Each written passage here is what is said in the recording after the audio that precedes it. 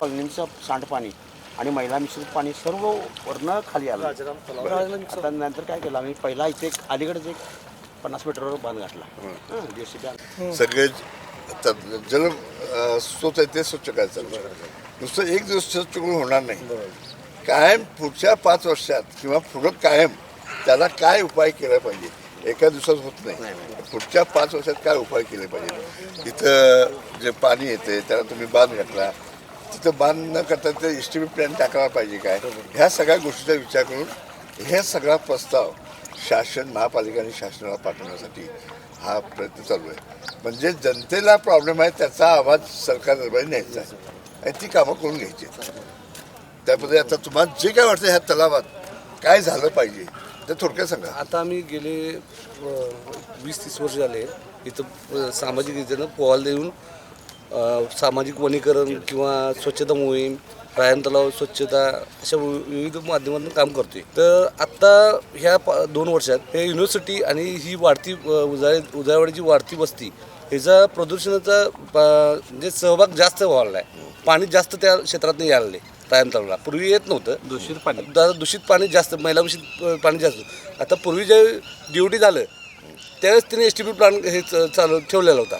आत्ता त्याची कंडिशन 10 वर्षानंतर आता पूर्ण ते STP प्लांट मोडकळी चाललेलं आहे. त्यातनं पाणी ओव्हरफ्लोवून डायरेक्ट मैला मिश्रित पाणी रायन तलावामध्ये मिळालं.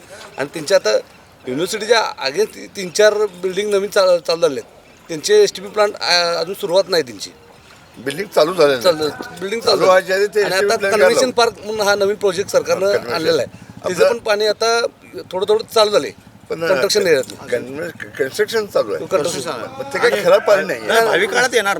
हा येणार की भावी काळात येणार आहे. त्याचं नियोजन आत्ताच केलं पाहिजे. आता आम्ही शासन दरबारी प्रदूषण महामंडळ, पाटबंधारे विभाग, युनिव्हर्सिटी या सगळ्या शासकीय किंवा सकाळ म्हणजे पेपर माध्यम आम्ही सगळ्यांना निवेदन दिलेले आहेत की बाबा आम्ही म्हणजे मंडळातर्फे आम्ही भरपूर काम करतो इथं. तुम्ही पण आम्हाला काहीतरी मदत करा किंवा ह्या आता पुढच्या वर्षी ह्या राजाराम तलाव 100 वर्ष पूर्ण होणार आहेत. ओके.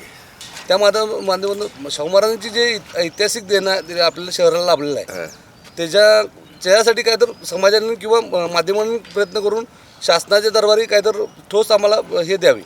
शासन आपलंच आहे. नागरिक ज्यावेळी एखादी तक्रार मांडते ती तक्रार आज कॉग्निजन्स घेतलं जात नाही. तुम्ही म्हणताय कलेक्टर ऑफिस वगैरे सगळ्यांना आता काय, पण त्याची घेतली नाही. त्याची केव्हा घेतात ज्यावेळेस नागरिकाचा समूह व्यवस्थित ते मांडतो आणि ते सरकार दरबार म्हणजे महाराष्ट्र शासनाने पोहोचवणे आवश्यक आहे. सर्व अधिकारी, कलेक्टर साहेब, परत उद्योग भवन, प्रदूषण महामंडळ, पाटबंधारे विभाग, युनिव्हर्सिटी त्यांच्या सगळ्या अधिकाऱ्यांना सगळ्यांना पत्रव्यवहार झाले. आत्ता ते पत्रव्यवहार जे झालेले आहे तुमच्या ह्याच्यापूर्वी त्याचा कॉग्निजन्स घेऊन ह्या गोष्टी होण्यासाठी ज्या आता हे सगळं आम्ही रेकॉर्ड करायला जिथनं प्रॉब्लेम आहे तो त्यांना ऑफिसमध्ये दाखवला. ऑफिसवर जिथं यायला त्यांना वेळ नाही किंवा एखाद्या वेळा आणा म्हणजे 10 वेळा त्यांना वेळ. त्यापेक्षा हा प्रॉब्लेम आहे, हा सोल्युशन झाला आणि सोल्युशन कसा करावा ह्याचे आम्ही सांगतोय. म्हणजे एखादा तलावात पाणी येतं तर तिथं सोल्युशन कशा पद्धतीने केलं पाहिजे ह्यासाठी हे मंच आहे. म्हणजे जनतेचा आवाज, जनगण की बात हा मंच आहे. ह्या माध्यमातून आता तुम्हाला जे वाटतंय ते सांगा, त्याच्यावर काय करता येईल. मी तुम्हाला जिथून मैला मिश्रित पाणी येते ते तुम्हाला दाखवतो. त्याला गाडी घेऊन जातो. 1.5 किलोमीटर चालावं लागणार तुम्हाला. ट्रॅकच आहे, थोडा ट्रॅक करावं.